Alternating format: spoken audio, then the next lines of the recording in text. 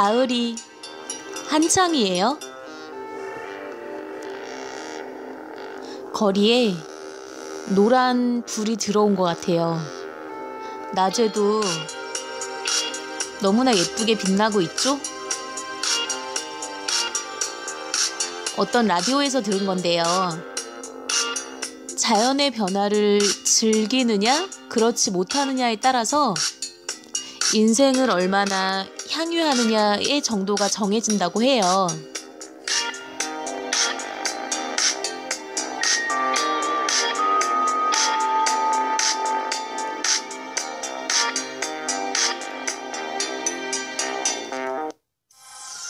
Y뉴스 외전 책 읽어주는 여자 나디아입니다. 아이템북스에 한 권으로 읽는 이야기 세계사 보고 있죠? 오늘은 짠짜잔 8번째 챕터입니다. 시민혁명과 국가통일을 보도록 할게요.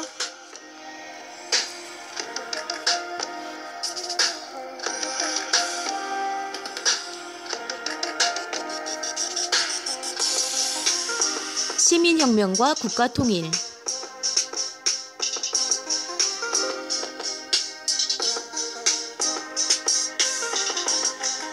18세기 후반부터 19세기 초에 유럽과 신대륙은 혁명의 시기를 맞이하게 됐다.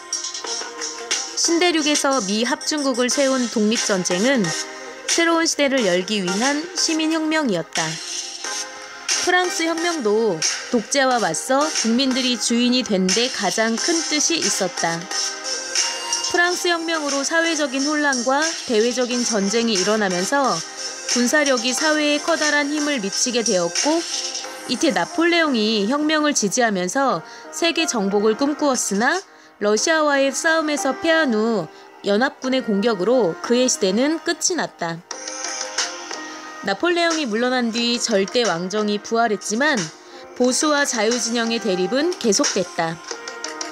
1848년 2월 프랑스 파리에서 시작된 혁명은 유럽 전체로 번지게 됐다. 독일, 이탈리아, 프로이센 등에서 부분적으로 민권을 확립하게 됐고, 특히 1848년의 유럽혁명은 지배계층과 피지배계층이 부딪혀 피를 흘리는 것보다 대화로 문제를 해결하려는 정신을 갖게 했다는 점에서도 의미가 있다. 각 나라의 통일운동이 계속해 일어나 이탈리아와 독일이 통일을 했다. 이러한 과정을 통해서 자유주의와 민족주의는 동시에 성장했고, 독일에서 일어난 과열된 민족주의는 유대인의 탄압과 유색인종에 대한 차별 대우를 낳기도 했다.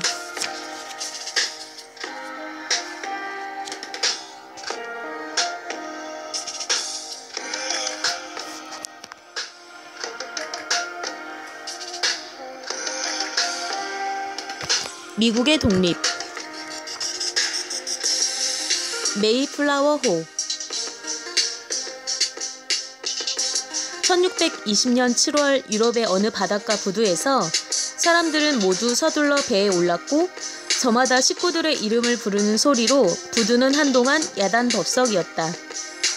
이 배를 탄 사람들 가운데는 가족들도 많았지만 아직 결혼하지 않았거나 독신자들도 상당수 포함돼 있었다. 그들을 태운 배는 드디어 머나먼 곳을 향해 떠났다. 그 배가 바로 메이플라워 호였다. 새로운 세계의 역사를 인류에게 안겨준 배였다. 이 배에 탄 사람들은 모두 청교도들로, 그들이 낯선 땅으로 떠나는 이유는 종교의 자유를 누리기 위해서다. 그들을 태운 배는 신대륙으로 항해를 계속했다. 배는 두 척이었다. 하나는 180톤, 다른 하나는 60톤이었다. 험난한 바닷길이었다. 불행하게도 60톤짜리 배는 낡은 데다 폭풍우를 견디지 못해 결국 중간에서 되돌아갔다. 그들이 항해를 하는 동안 몸이 아프거나 질병으로 고통을 받는 사람도 많았다. 머지않아 우리들이 마음껏 자유를 누리고 살아갈 새로운 땅에 도착할 테니 조금만 참아요. 사람들은 서로 위로하며 환자들을 달래느라 애를 태우기도 했다. 드디어 수많은 고난 끝에 고대하던 새로운 미래의 땅이 그들 앞에 나타났다. 야, 저기다 저기! 누군가 크게 소리를 치자 사람들은 모두 배전에 모여들어 환호성을 올렸다. 그들은 너무 기뻐서 얼싸안고 눈물을 흘리고 소리를 질렀다. 하나님 감사합니다. 무릎을 꿇고 감격의 기도를 드리는 사람도 있었다. 그들이 도착한 희망의 땅은 그토록 그리던 행복한 곳이 아니었다. 사람을 잡아먹는 무서운 식인종들이 기다리고 있었고 인디언의 습격과 추위, 굶주림과 갖가지 질병에 시달림을 받아야 했다. 이와 같은 고통으로 얼마 후 50여 명이 목숨을 잃는 비극을 겪어야 했다. 그들은 가지고 간 약품도 모두 떨어졌고 농사를 지을 수 없는 환경이어서 질병과 굶주림을 피할 수 없었다. 식인종과 인디언들의 습격으로 무서운 공포의 나날을 보내야만 했다. 얼마 후 추위와 굶주림과 싸우며 농사를 짓기 시작했다. 그들은 인디언들과 서로 싸우지 말고 잘 지내자는 평화협상을 맺게 되었다. 비록 어려운 환경 속에서 오직 자신들이 종교의 자유를 누릴 수 있다는 것이 기쁘고 만족스러웠다. 차츰 농토가 늘어나고 옥수수, 보리, 밀 등 여러 곡식들이 풍년을 이루었다.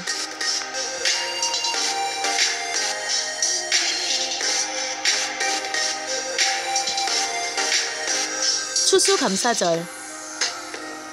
신대륙에 건너온 청교도들은 어느 날 교회에 모여 회의를 열었다. 여러분, 우리들이 정성 들여 가꾼 곡식들이 이처럼 풍년을 이룬 것은 모두 하나님의 은혜임을 잘 알고 계실 것입니다. 이제 우리들이 해야 할 일은 아직 남아 있습니다. 그것은 우리 자신들과 여러분들의 자녀들을 위해 매우 중요한 새 사업으로 맨 먼저 교회를 짓고 내년에는 우리 자녀들의 교육을 위해 학교를 짓고 3년째 되는 해에는 여러분이 지낼 집을 지어야 합니다. 대표자의 말에 일제히 박수가 터져 나왔다. 그들의 꿈은 얼마 못 가 깨어지고 말았다. 곡식을 거둬들일 무렵 하늘에 남대없는 먹구름이 뒤덮이기 시작한 것이다. 먹구름이 점점 가까이 온다. 사람들은 저마다 놀라기 시작했다. 그것은 먹구름이 아니었다. 메뚜기떼가 온통 하늘을 뒤덮은 채 풍년이 든 들판으로 날아들고 있었던 것이다. 사람들은 잔뜩 겁을 먹고 달아났다. 메뚜기떼는 가까이 날아들고 있었다. 하나님 맙소사. 사람들은 제각기 집으로 도망가거나 교회에 모여 기도를 드렸다. 그때 누군가 소리쳤다. 아니, 이건 또 무슨 소리입니까? 하늘엔 갑자기 수천 마리의 갈매기떼가 날아들고 있었다. 갈매기떼는 논밭에 내려앉으려는 메뚜기떼를 잡아먹기 시작했다. 메뚜기떼는 순식간에 사라지고 하늘에선 눈부신 햇살이 쏟아지고 있었다. 사람들은 감사의 눈물을 흘리며 기도를 드렸다. 엄마, 오늘이 무슨 날이에요? 아주 기쁜 날이란다. 우리들이 애써 가꾼 저 곡식들을 메뚜기떼에게 빼앗기지 않게 갈매기떼를 보내주신 하나님께 감사를 드리는 날이란다. 교회 안에는 모두가 정성껏 마련한 음식들이 차려졌다. 사람들은 찬송가를 부르며 하나님께 감사의 기도를 드렸다. 그들이 새로운 땅으로 건너온 뒤 풍년을 맞아 베푼 최초의 추수감사제였다.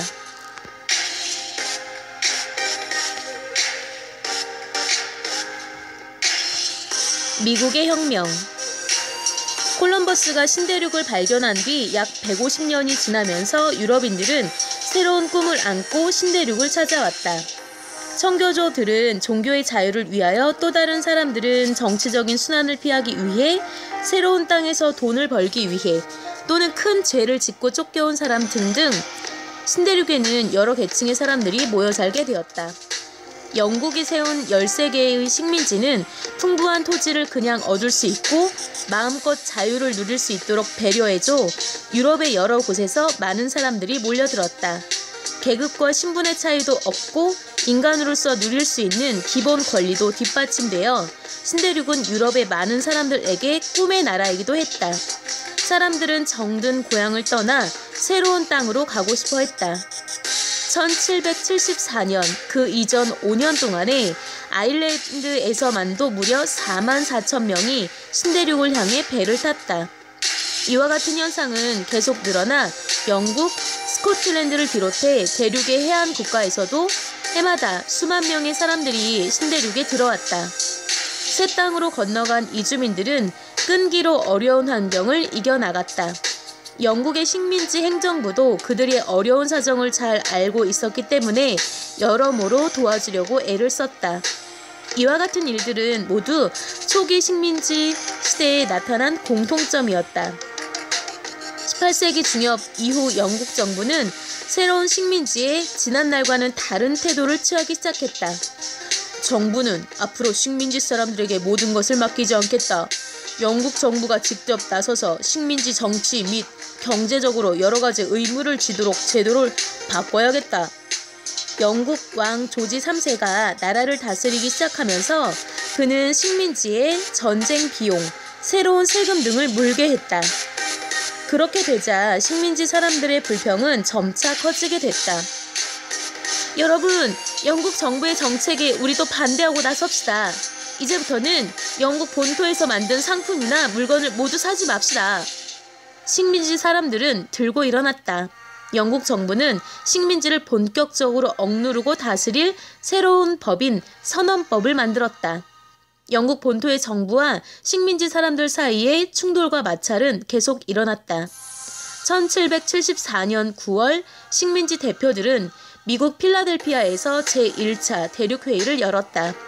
우리는 영국 정부로부터 많은 억압과 터무니없는 세금을 많이 물어야 했습니다. 앞으로 우리 모두 단결해 영국 의회가 만든 식민지 모든 법률을 거부합시다. 지키지 맙시다. 영국과의 모든 무역도 중단하기로 합시다.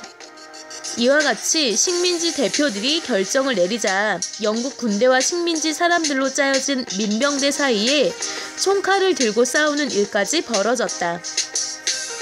1775년 5월 제2차 대륙회의에서는 마침내 자신들이 영국과 전쟁을 할 수밖에 없다는 결론이 내려지게 되었다. 그들은 민간인들로 구성된 민병대를 정식 군대로 인정하고 그들로 하여금 전쟁 준비를 하도록 했다. 이것이 미국의 독립전쟁이 시작된 이유였다. 미국은 전쟁 준비와 함께 이를 이끌어갈 총사령관으로 조지 워싱턴을 임명했다. 그는 전투 경험이 많은 군인으로 영국을 위해 신대륙에서 프랑스군과 수많은 전투를 벌였고 또 큰 공도 많이 세웠다. 그는 이제 미국 독립군을 이끌고 영국과 싸워야 하는 처지로 바뀌게 됐다. 그는 성품이 매우 곧고 솔직한 사람이었다. 1776년 7월 4일 식민지의 대표들은 자신들이 왜 영국과 싸우며 또 무엇을 이룩하려는지를 세계 각국에 널리 알렸다. 이것이 바로 미국의 독립선언문이었다. 이 독립선언문은 미국의 자주 독립과 인권, 모든 국민의 권리에 대한 정신을 담고 있는데 그 내용은 다음과 같다. 인류 역사에 있어서 한 민족이 다른 민족과의 정치적 관계를 끊고 세계의 여러 국가들과 더불어 자연법과 신이 준 독립과 평등의 지위를 차지하려는 것은 당연하고 필요한 일이라고 생각된다. 우리들은 이에 따라 독립을 요청하는 여러 이유를 세계에 선언하지 않을 수 없게 되었다. 모든 사람은 이 세상에 태어나면서부터 평등하고 하나님은 인간에게 귀중한 권리를 주었다. 권리 가운데에는 누구나 사람은 생명과 자유와 행복을 누릴 수 있도록 하고 있는데 이는 너무나 분명한 진리다. 이 권리를 확보하기 위해 인류는 저마다 정부를 조직했으며 정부의 이러한 정당한 권리는 곧 국민들의 지지와 뜻에 따라 비롯되는 것이다. 어떠한 형태의 정부이든 근본 목적을 벗어났을 때는 그 정부를 바꾸거나 없애고 새로운 정부를 만드는 것이 국민의 권리다. 독립전쟁이 시작되자 미국 사회는 독립을 위해 싸우는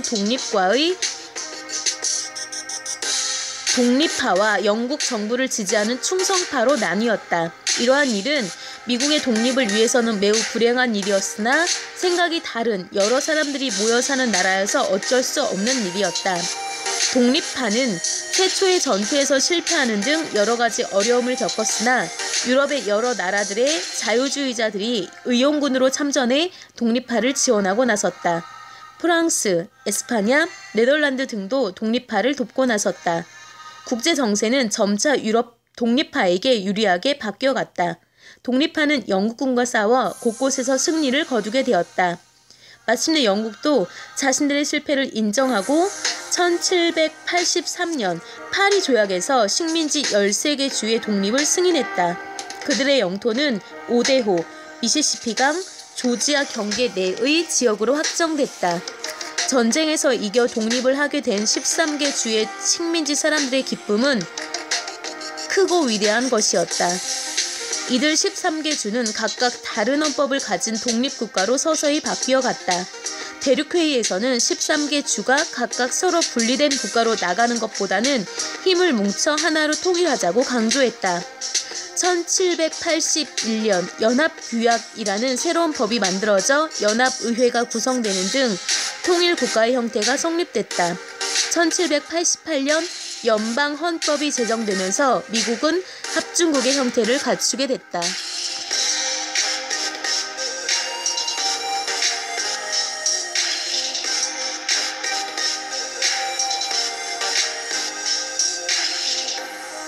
심을식, 백성민, 땅지.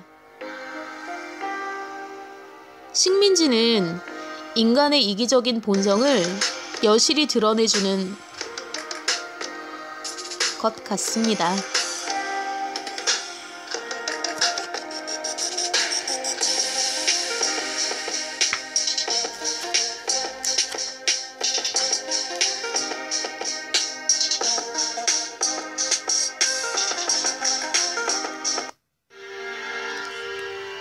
Y뉴스 외전 오늘의 희망 메시지는요. 아끼면 꽃 된다입니다. 이 꽃이 뭐의 대용어인지는 아시겠죠?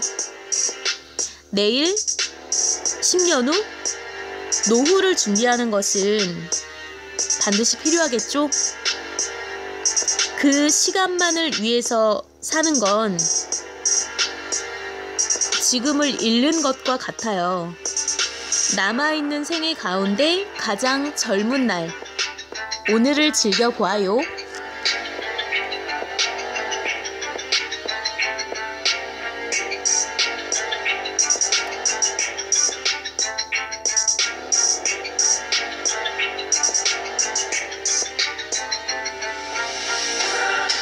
Y뉴스 외전 54번째 시간은 여기까지예요. 55번째 시간에 먼저 가서 기다리고 있을게요. 기억하세요.